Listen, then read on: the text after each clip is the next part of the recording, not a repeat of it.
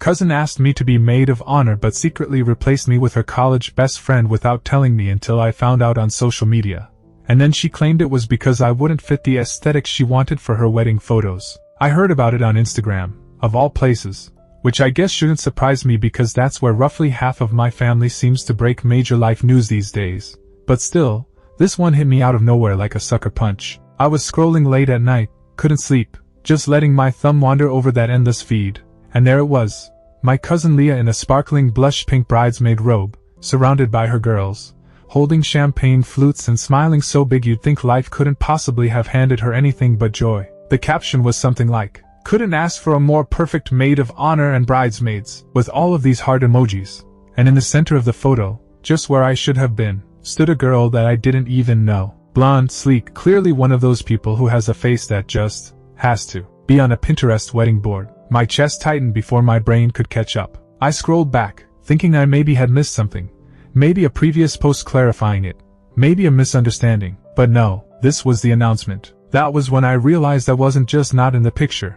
I wasn't even in the bridal party. 3 months prior, Leah had asked me to be her maid of honor. She'd done it in that way that made it seem like it was a foregone conclusion. We'd grown up like sisters. She used to spend whole summers in my room. We'd whisper until midnight about crushes, about how her wedding one day would be huge and romantic and I'd be right there next to her. When she asked, she'd cried, told me I was the sole person she could see standing at her side, already started writing out my speech, already picked out a dress that I thought would match her colors. And then nothing. No ring, no cringe conversation to break it to her that she changed her mind. Just this photo, this someone else in my position, and all the rest of my family chiming in and liking as if this was the most natural thing in the world. I just stared at the screen for so long it went dark and black, and when I switched it back on my heart was pounding so loudly I could feel it inside my ears. I did not text her right away. I wanted to, but I was trembling and did not know what would be said. Instead, I briefly slept, or remained awake, with that image stuck behind my eyelids,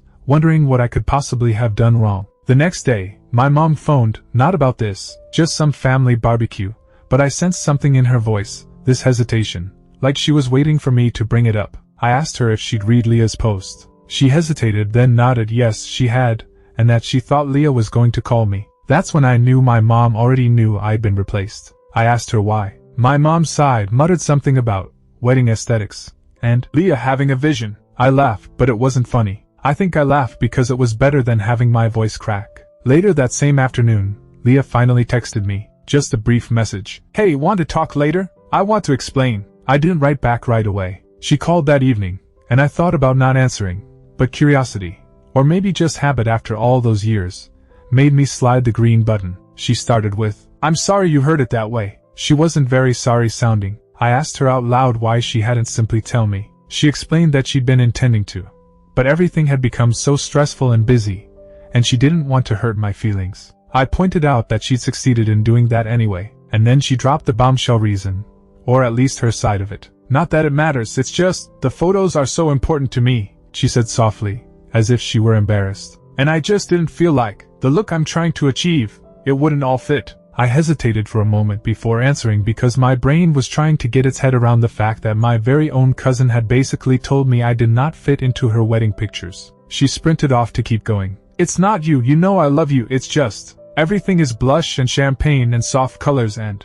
I tuned her out after that. My head strayed elsewhere, somewhere else cold. I thought about all the times I'd sat through her theatrics, all the times I'd let her cry on me, all the times she told me I was family, not because of blood, but by choice. And now she's cutting me out because my face or my body or my vibe didn't match her Instagram dream. I did not shriek. I did not even retaliate. I just told her I needed some time. She was okay with it, and then she asked me if I'd still go to the wedding as a guest. I said I'd think about it, but at that moment, I already had my response. The next few days after the call were strange, as though I was walking through a cutout of my life that didn't fit anymore. My phone vibrated with group family texts filled with wedding news, dress fittings, tasting cakes, walking through venues, and with each, my stomach fell. I ceased responding to them, just allowed the notifications to pile up like unread mail. My mom tried to placate it over, gave pep talks such as, "It's her wedding day, honey, sometimes brides lose their minds." But that didn't work like she expected it would. To me,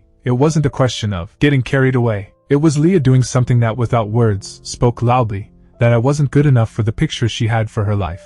The hardest was how all the rest of us just allowed it to happen. My aunt, her mother, signed off on every single one of those pictures. My other cousins commented on how perfect it all was. Not one person once said, "Hey, where's your maid of honor?" or "What happened?" It was a reminder at how easy it is to slip someone in quietly, if you do it with enough sparkle and bright lighting. A few days later, Leah posted another picture. Leah and the new maid of honor, whose name I had subsequently found out was Charlotte. They were in a bridal store, both of them veiled, laughing, holding hands. It was a highlight reel of stuff I used to imagine doing with her. And what hit me was the caption, "Some people just get you." I read that line over and over for a really long time. I didn't know if it was a jab at me or merely her way of publicly solidifying this new relationship.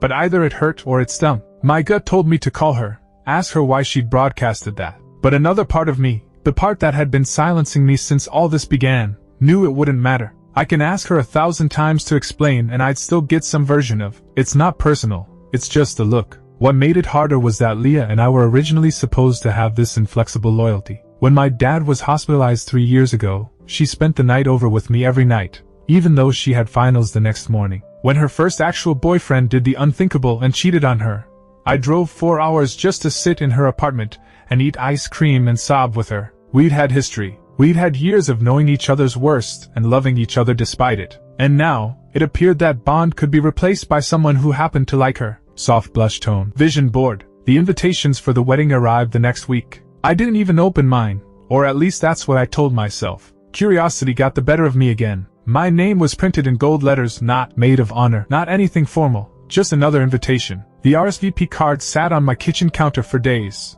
I'd see it as I made coffee, as I paid bills, as I stalked other people's lives online. I knew sending it back with regretfully declines would start a wave of questions, maybe even drama. But the thought of sitting there in a pew, smiling while they took pictures I'd been cut out of, made my chest feel tight. One night my brother came over. He is not a man to get himself into family politics. But he noticed the stack of invitations and asked me if I was going. I told him no. He didn't argue, just nodded as if he understood something deeper than I'd spoken out loud. We talked for hours about Leah, how sometimes people you think are your forever people turn into strangers in an instant. He reminded me of something I told him years ago, after a falling out with a friend. You can love someone and still not let them hurt you. Hearing my own words back at me made me pause. Maybe this was one of those moments. But there was this stinging pain under it all. This little girl inside of me who couldn't get over the feeling. She did not want me there. It wasn't logical. I knew she wanted me to be a guest, that most likely she felt she was being generous to invite me nonetheless. But the name of maid of honor had mattered to me. It wasn't just about being at her side in a wedding gown. It was about all the years we'd been one another's person, relying on one another, exchanging our innermost secrets, ticking off the hours until morning came. And now that space was filled by someone she'd only known for less than half the time. The night I finally put declines on the RSVP card, I couldn't help but feel this mix of relief and sadness. Relief because I wouldn't have to simply sit there pretending everything was okay. Sadness because I knew it meant we might not get over this, at least not back to the way things had been. I put the card in the envelope, sealed it, and set it by the door. Undefined, I sat on my couch in the quiet and thought about how at times those you spend growing up with end up being strangers. And you can't pinpoint any moment where it happens. Instead, a slow, insidious drift until that one day that they make a decision that shows you who they are today. 2 weeks before the wedding, I got a text from Leah that stated simply, "Hey, can we get coffee? I miss you." I stared at it for a bit, wondering if she was in earnest, or if this was her way of making sure there would be no unease at the wedding. Part of me didn't want to go. I'd been along fine keeping my distance, allowing the silence to speak for itself. But another aspect of me, the one that still remembered what it was like when we were together, wanted to give her one final face-to-face. So I accepted. We sat at that little coffee shop we used to go to when we were in high school, the type where mugs are cracked and chairs don't match, where we'd spend hours talking about nothing and everything. She was already sitting when I got there, waving as if things were normal again, a delicate pink scarf tied perfectly around her neck. We first did small talk, work, weather, and a funny story about her dog. I was waiting for her to talk about it, but she didn't. And then I asked, at last, about how the wedding planning was going, and she smiled and talked about flowers and the music and how Charlotte had been such a lifesaver. The mention of Charlotte's name, as if it were some kind of shorthand for this woman who understood her completely. It was like something in my stomach curled up and pinched. I sipped my coffee, nodded where I should, but I could feel the words thrumming in my throat. When she finished speaking, I said, "Leah, I have to ask, do you really think I wouldn't be your wedding?" She tightened up for an instant, then leaned back against the couch. "It's not that you wouldn't fit," she said hesitantly, as if making her way through a minefield. "It's that, the vibe, the pictures, the way I wish to recall the day." I let this small laugh out, not because it was funny, but because it was so rehearsed. "So, the way you wish to recall the day doesn't have you standing beside me?" I asked. Her eyes gentled, as though she needed me to understand. "You'll be there though," she said. "It's not that I'm pushing you out of my life. I just needed it to be like that." That's when it hit me. She wasn't going to apologize. Not really. She wasn't going to just realize how much it was hurting me. This was not a misunderstanding. This was something she chose, and she could make herself believe enough to live with that. I nodded slowly, more for myself than for her. "I'm not going to the wedding," I said to her. Her eyes widened,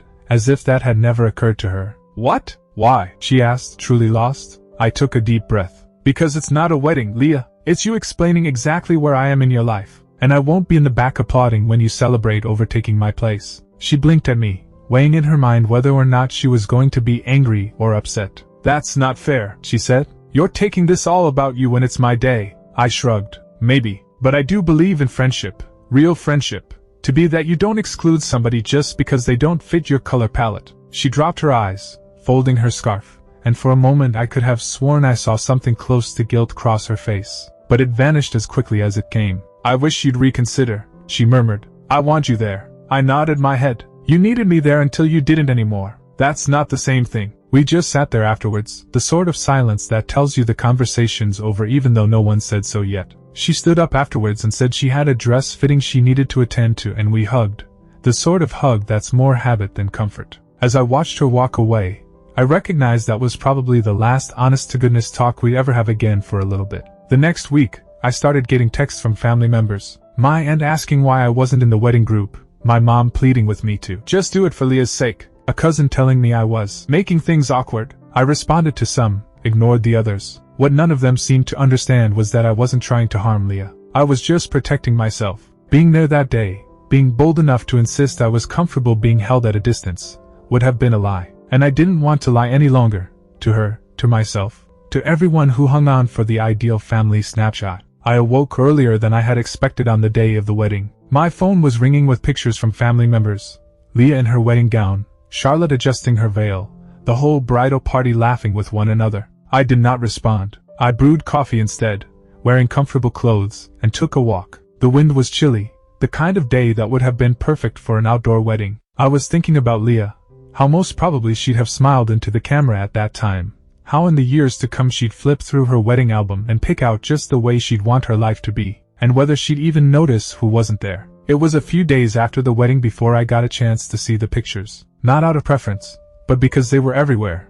Tagged posts, family albums, even my mom sending me a "just so you can see" link. Leah was stunning, give her credit. It all worked together, the blush dresses, the pale flowers, the sun setting just so over the vineyard. Charlotte was standing right next to her in all the pictures, smiling like she'd always been a part of the family. There was no space for me to occupy, no outward sign that one had been swapped out. All was perfect, just the way Leah liked things. And amazingly, that's what it made easier to let go, because when I saw those pictures, I didn't recognize that version of her. She was content, I suppose, but the sort you smile for. I scrolled on, and it seemed like I was seeing a movie about someone I knew, not my friend, not my cousin, just some character who happened to share her face. For a few moments, I held out hope that she would call. Maybe she would call and thank me for being understanding, or that she realized she had missed me at the wedding. But weeks passed, and the only communications I got were group texts or occasional family news. I thought of sending her the first message,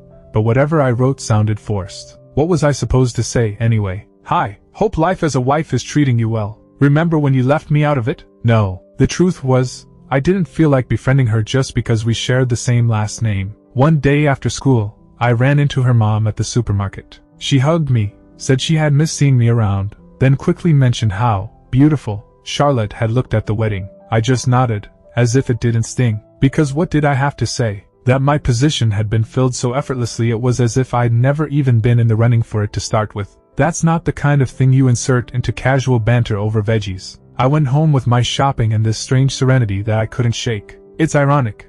I had always assumed the worst part of losing someone you love would be the anger or the sadness. But with me, it was the silence. No big blow-up, no explosion of fireworks. Just this slow, steady drifting away until you realize you are already outside of their universe. And they didn't miss you enough to grab on to catch up. The last time that we really laughed together, the last time that she called me simply to say something goofy, I had no clue it was the last. That's what bothers me. I clung to the speech I was composing for her when we were apart by months. It's still sitting in a notebook in the top drawer of my desk, unwritten, pages ever so minutely creased where I folded it up and smoothed it flat again. I've read it through again a couple of times since then, not because I'm holding on to it, but because it's a reminder. Not of her, exactly, but of me. Of who I was when I thought she'd always be at my side. She was open, trusting, at home in her own space. I am no longer that woman, and maybe that's not so bad. Now when I think of her wedding, I don't see the pictures or gowns or champagne toasts. I see that scene in the coffee shop, her saying to me, "It's about the vibe," and me getting at last that some of the people you love will choose an image over a relationship. And it is not your job to try to fit yourself into a frame that wasn't made for you. The other day I walked past the bridal shop on my way to meet a friend for coffee. In the window was a rack of blush pink dresses, the exact shade Leah had chosen. My chest had to narrow for a moment, but then it passed. I realized I could look at that color now and not have my mind revert back to her. Not think I wasn't worthy enough to wear such a shade. That's when I know I'm healing. When something that once cut so deep just feels like a passing thought. I don't know if Leah and I ever will be close again. Perhaps someday, years from then, we'll bump into each other at a family reunion and it'll be easy to talk again. Or perhaps we'll just be distant strangers who exchange old tales with other people. Either way, I'm okay. Because I've discovered something I wish I'd learned sooner. Family isn't about titles or photos or blood. It's about who shows up when it matters most. And if the love of someone else for you is based on how well you fit their picture, then it's not love. So no, I wasn't in Leah's wedding photo album, but I am in my own life, and that's a photo that I really do want to hold on to.